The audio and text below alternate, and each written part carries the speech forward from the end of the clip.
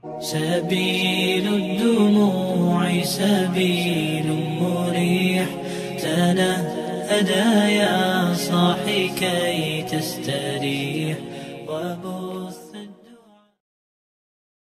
Bismillahirrahmanirrahim. Assalamualaikum warahmatullahi wabarakatuh. Innal hamdalillah nahmaduhu wa nasta'inuhu wa nastaghfiruhu wa na'udzu billahi min sururi anfusina wa min sayyiati a'malina. May yahdihillahu fala mudhillalah wa may yudlilhu fala hadiyalah. Asyhadu an la ilaha illallah wa asyhadu anna Muhammadan abduhu wa rasuluh. Pada kesempatan kali ini saya masih akan membacakan kitab Fadilah Amal di bagian kitab kisah-kisah sahabat di bab yang kelima, kegairahan dan kecintaan terhadap sholat yang khusyuk dan khudu. Di kisah yang keempat, yaitu kisah keadaan sholat Sayyidina Abu Bakar, Sayyidina Abdullah bin Zubair, Sayyidina Ali radhiyallahu anhum, dan sahabat-sahabat yang lain. Syekh Mujahid rahmatullahi menceritakan tentang sholat Sayyidina Abu Bakar dan Sayyidina Abdullah bin Zubair radhiyallahu anhum. Jika mereka telah berdiri tegak untuk sholat, mereka laksana kayu yang terpaku ke bumi. Mereka tidak bergerak sedikit pun selain gerakan sholat. Dari kitab Tahrikhul Khulafa. Para ulama telah menulis bahwa Sayyidina Ibnu Zubair radhiyallahu anhu mempelajari sholat dari Sayyidina Abu Bakar radhiyallahu anhu, dan Sayyidina Abu Bakar radhiyallahu anhu mempelajarinya langsung dari baginda Nabi sallallahu alaihi wasallam. Sholat sebagaimana yang dilakukan oleh baginda Nabi sallallahu alaihi wasallam telah diikuti oleh Sayyidina Abu Bakar radhiyallahu anhu, dan sholat Sayyidina Abu Bakar radhiyallahu anhu diikuti oleh Sayyidina Ibnu Zubair radhiyallahu anhu. Syekh Syabit rahmatullahi berkata, jika Sayyidina Abdullah bin Zubair radhiyallahu anhu berdiri sholat, ia laksana kayu yang ditancapkan ke bumi. Seseorang berkata, demikian lamanya Sayyidina Ibnu Zubair radhiyallahu anhu sujud tanpa gerak sedikit pun, sehingga burung-burung hinggap tenang di atas punggungnya. Ia pernah ruku semalam suntuk hingga subuh. Kadangkala ia menghabiskan malamnya hanya dengan sujud. Pernah ketika terjadi pertempuran, Sayyidina Ibnu Zubair radhiyallahu anhu sedang sholat di dalam masjid.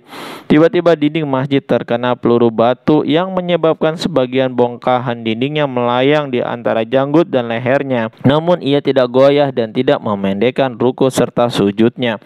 Pada saat lain ketika ia sedang sholat, anaknya yang bernama Hashim tidur di sisinya. Tiba-tiba seekor ular terjatuh dari atap dan membelit anaknya. Anak itu menjerit sehingga seisi rumah panik dan berlarian mendatanginya. Akhirnya mereka berhasil membunuh ular itu. Tetapi Sayyidina Ibnu Zubair radhiyallahu anhu tetap tenang dalam sholatnya. Setelah salam ia bertanya, tampaknya ada keributan. Apakah yang telah terjadi? Istrinya menjawab, semoga Allah subhanahu wa ta'ala merahmatimu. Anak ini hampir mati, tetapi engkau tidak mengetahuinya. Ia menyaut, celakalah kamu. Jika aku memperhatikan hal lain dalam sholatku, maka bagaimanakah sholatku? Dari kitab Hidayah dan lainnya. Pada akhir zaman kekhalifahan Sayyidina Umar bin Khattab radhiyallahu anhu, ia ditikam berlati yang menyebabkan wafatnya. Darah terus mengalir dari lukanya sehingga ia sering tidak sadarkan diri. Meskipun begitu keadaannya, jika orang mengatakan kepadanya bahwa waktu sholat telah tiba, ia segera mengerjakannya dalam keadaan seperti itu.